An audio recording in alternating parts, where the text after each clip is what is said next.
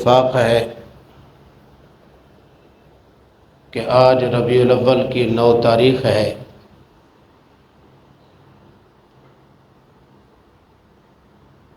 ربیع الاول کے اندر جناب رسول اللہ صلی اللہ علیہ وسلم کی بعثت مبارک ہوئی، تشریف آوری ہوئی،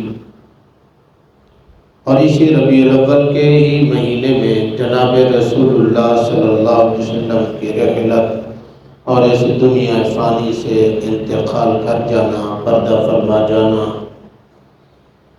یہ اتنا بڑا حادثہ پیش آیا جو کہ انسانوں کیا ساری مخلوقات کے برداشت سے باہر تھا۔ اللہ تبارک و تعالیٰ نے اسی ماہ ربیع الاول کے اندر جناب رسول اللہ صلی اللہ علیہ وسلم کی بعثت بھی رکھی، رحلت بھی رکھی۔ بعثت کی بنیاد پر انسان اتنا خوشی کرے کہ اپنے آپ سے بے قابو ہو جائے، اللہ کے ہاں یہ چیز محمود مقبول نہیں۔ اور آپ صلی اللہ علیہ وسلم کی رحلت اور دنیا فانی سے تشریف لے جانے پر اتنا غم کا اظہار کرے کہ اپنے آپ سے باہر ہو جائے، اللہ کے ہاں یہ بات بھی قابل محمود نہیں، قابل تعریف نہیں۔ اللہ تبارک و تعالیٰ نے فرمایا میرے نبی کے آنے پر خوشی کرو اور خوشی کا اظہار بھی کرو، اور میرے نبی کے اس دنیا سے جانے پر غم کا بھی اظہار کرو، اور اتنا کرو جتنا کہ انسانی حدود کے اندر رہ کر خوشی بھی ہو، غم کا اظہار بھی ہو۔ اللہ تبارک و تعالیٰ نے دونوں باتوں کو، دونوں چیزوں کو، خوشی اور غم کو ایک ہی مہینے میں مقرر کر کے امت کو اعتدال کی دعوت دی ہے کہ حد سے زیادہ خوشی بھی نہ کرو، حد سے زیادہ غم کا اظہار بھی نہ کرو۔ یہ مسلمان کی شایان شان ہے کہ مسلمان خوشی کرے تو حد کے اندر رہتے ہوئے، غم کا اظہار کرے تو بھی حد کے اندر رہتے ہوئے۔ راجح قول کے مطابق، زیادہ مشہور قول کے مطابق، جناب رسول اللہ صلی اللہ علیہ وسلم کی بعثت اس ماہ ربیع الاول کے 8 اور 9 تاریخ کا زیادہ امکان ہے، اور رسول اللہ صلی اللہ علیہ وسلم کی بعثت جمہور قول کے مطابق، متفقہ قول کے مطابق 12 ربیع الاول ہے۔ گویا کہ 2-3 دن کا ہے، 8 یا 9 اور اسی طرح 12۔ 8-9 کو پیدائش، 12 کو وفات۔ اللہ تبارک و تعالیٰ نے اعتدال کی دعوت دی ہے کہ اے امت مسلمہ کے لوگوں، اے امت محمدیہ کے لوگوں، آپ صلی اللہ علیہ وسلم کی بعثت پر کائنات کے ایک ایک ذرے کو خوشی ہوئی، اور آپ صلی اللہ علیہ وسلم کی رحلت پر کائنات کے ایک ایک ذرے کو غم کا اظہار بھی ہوا، غم بھی کرنا پڑا۔ لہذا تم بھی اپنے نبی کی آمد پر خوشی کا اظہار کرو اور نبی کے جانے پر غم کا اظہار کرو۔ نبی کی خوشی، آمد پہ خوشی کا اظہار کیا ہے کہ اللہ آپ کی رحمت آ گئی، ہم آپ کی رحمت کے دامن میں آ گئے، اللہ آپ کے رحمت کی وجہ سے جہالت چلی جائے گی، اے اللہ ظلمت ختم ہو جائے گی، اللہ نفرتیں ختم ہو جائیں گی، دشمنیں ختم ہو جائیں گی، یا اللہ لڑائیاں جھگڑے رک جائیں گے۔ اللہ آپ کی رحمت جو آ گئی ہے، اللہ نے آپ صلی اللہ علیہ وسلم کو رحمت کے لفظ کے ساتھ ذکر فرمایا، وَمَا أَرْسَلْنَاكَ إِلَّا رَحْمَةً لِلْعَالَمِينَ، اے میرے پیغمبر ہم نے تو آپ کو پورے جہان والوں کے لیے رحمت بنا کے بھیجا ہے۔ تو رحمت کی آمد سے نفرتیں، دشمنیاں، مخالفتیں، کدورتیں، جنگیں اور غیظ و غضب کے حالات سب ختم ہو گئے، اللہ آپ کی رحمت آ گئی۔ اور جب آپ صلی اللہ علیہ وسلم کا اس دنیا سے پردہ فرما جانے والا واقعہ پیش آیا، اب اس کا مطلب ہے کہ رحمت چلی گئی، اب پھر وہی حالات سامنے آ جائیں گے؟ نہیں، اللہ نے فرمایا دونوں کو اعتدال میں رکھو۔ میں نے اپنے نبی کی آمد کو رحمت بنایا، میں نے اپنے نبی کے جانے کو بھی رحمت ہی بنایا ہے، اس لیے کہ آپ صلی اللہ علیہ وسلم کے جانے سے اللہ تبارک و تعالیٰ نے اس دنیا کو بھی بہت ساری چیزیں دی ہیں۔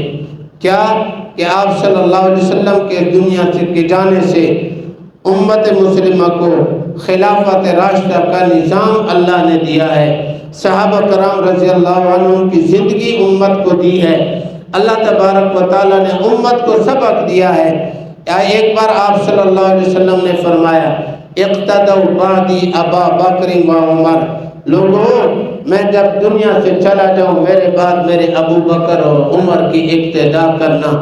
ایک موقع پر فرمایا علیکم بسنتی و سنت الخلفاء الراشدین المہدیین، لوگوں میرے بعد میرے طریقے کو لازم پکڑنا، میرے خلفاء راشدین کے طریقے کو لازم پکڑنا۔ لیکن امت کی پیاس نہیں بجھی، امت کی ضرورت پوری نہ ہوئی۔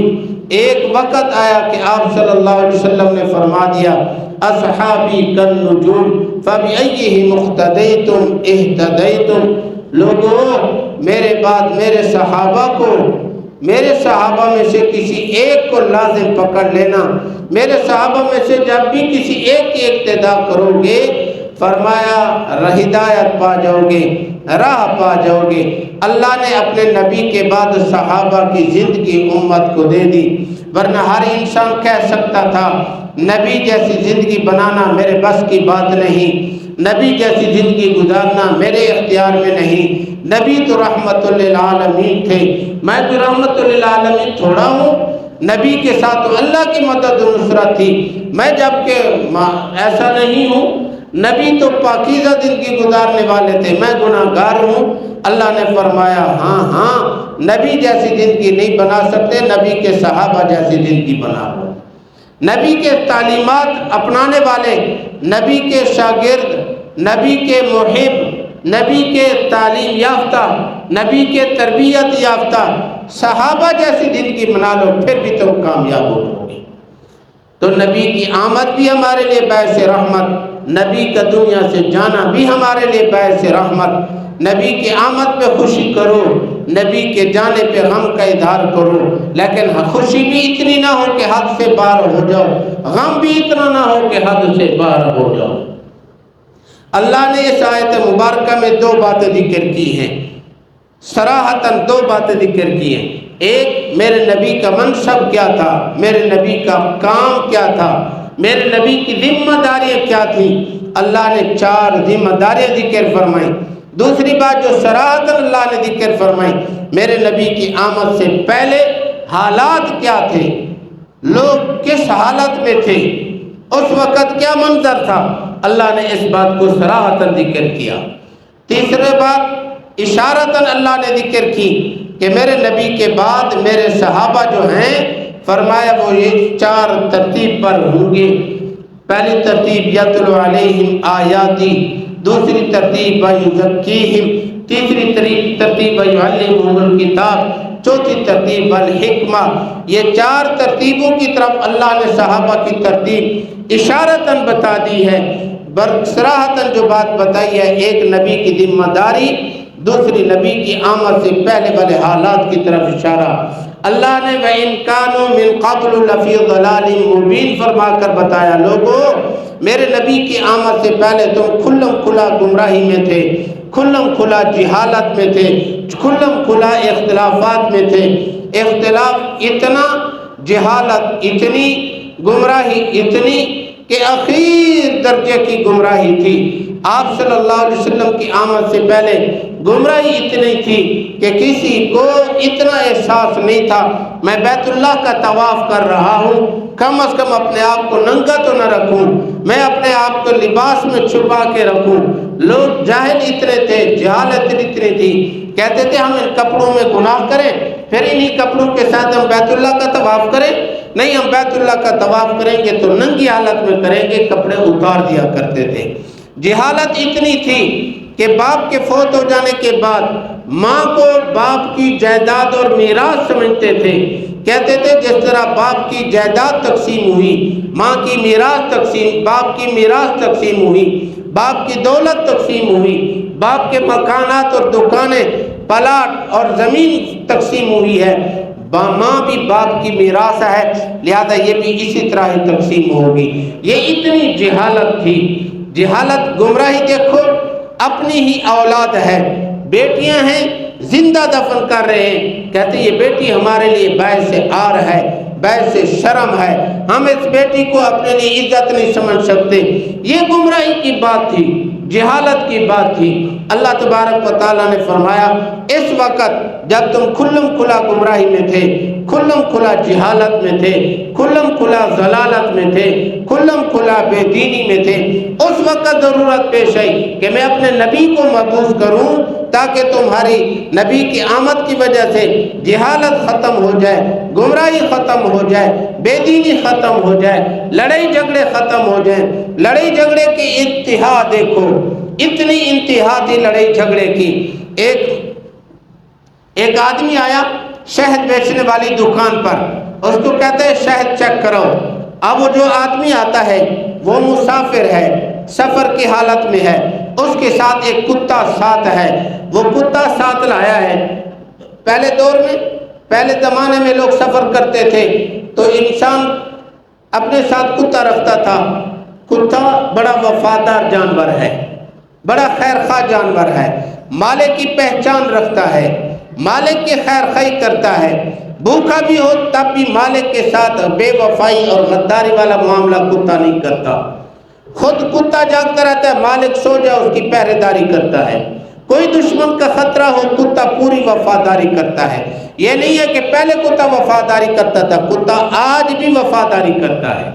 کتے کے اندر اللہ نے یہ صفات رکھی ہے. ہر مسافر اپنے ساتھ سفر کے اندر کتا رکھتا تھا.